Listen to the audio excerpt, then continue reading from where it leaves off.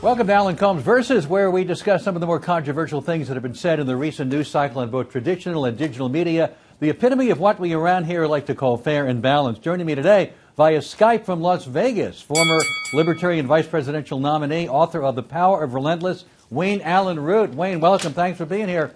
Hey, Alan, my pleasure. Happy New Year, by the way. Happy New Year. You're not too thrilled about President Obama. You've said recently, for example, you never saw him at Columbia. You both graduated the same year, and yet you think he learned stuff at Columbia that taught him to destroy the country. Could you clarify that, please?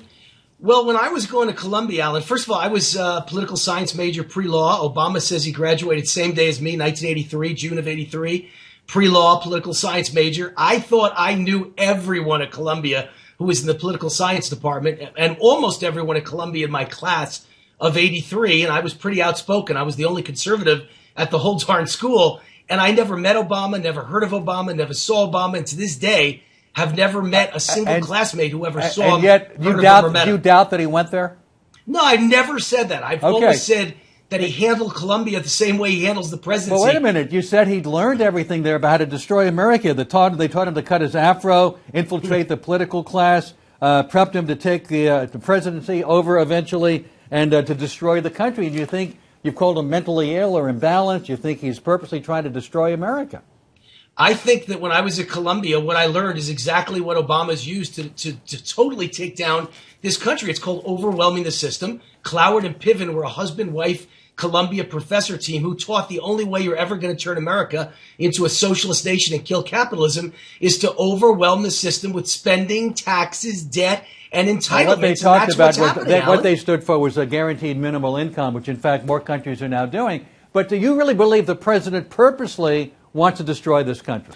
I think he purposely wants everyone, or as many people as possible, to be dependent upon government. It's the same game plan as Castro in Cuba, as Venezuela. Why would he do that? And if in fact that were his plan, why wouldn't he have done it in the 7 years he's been in office? Well, he has done it. Don't you know that the GDP is going to be below 3% this year, below 2% actually, which means he's the first president in the history of America to have GDP below 3% for 7 years in a row. Now, Never more happened people before, in the Alan. workforce. You've got the stock market, though not great the first couple of days of the year, has gone more than doubled in his presidency. The deficit has, not the debt, but the deficit's gone down about two-thirds. How can you possibly say he's had a failed presidency or hasn't done well for the country? Alan, I'm in small business. I run businesses. It's a nightmare out here. Don't tell me things are good. They're horrible. Stock market is finally crashing. It's finally facing reality. The reality is GDP is horrible. Manufacturing numbers are horrible. Home sales are now turning horrible. What are home sales now, and what's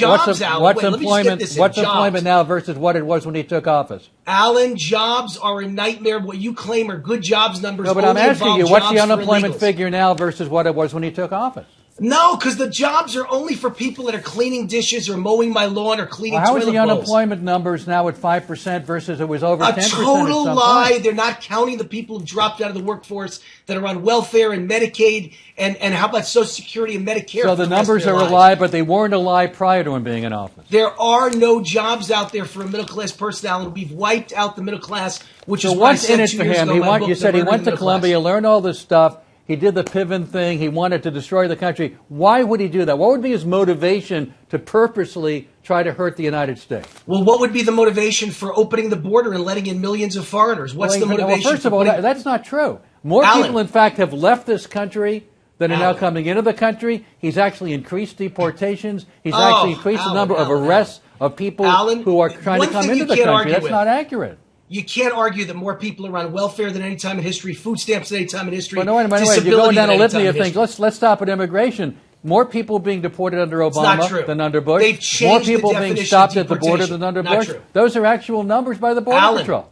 Alan, they've changed the definition of deportation. He's not deporting anybody. They count a person who comes over the border and immediately gets sent back as deported. But those who are in the country, he's protecting. So when the unemployment numbers aren't to your satisfaction, when the deportation numbers to your satisfaction, suddenly you say that the numbers are being done wrong. They are. He has not deported anybody. There's no deportation. He hasn't deported anybody. That's just not true. He's legalizing everyone, Alan, through executive action. That's just not accurate. I mean, more people have been deported. More people have gone. In fact, it started in the Bush administration. We now have a net loss of people, net egress, versus ingress into this country. Allyn, the facts are more people are coming over the border than ever before. They're desperately poor, and they all want welfare and food stamps. They'll be loyal Democratic voters. You want him thrown out of office. You're right. You want him thrown, but it's not going to happen. He's not going to be impeached. He's not going to be tossed out of office, right? Well, that's not my fault. I'm just telling you what ought to happen. I'm telling you that you can't have a president who's purposely hurting the country. And by the way, Allyn, here's the question I'll leave with all of you in the Democratic Party. Either the president is a complete idiot or a jinx, and everything he does is a mistake, a coincidence, or a disaster, or he's purposely trying to do it. Can you name one good thing he's done? What's that? Can you name one good thing he's done?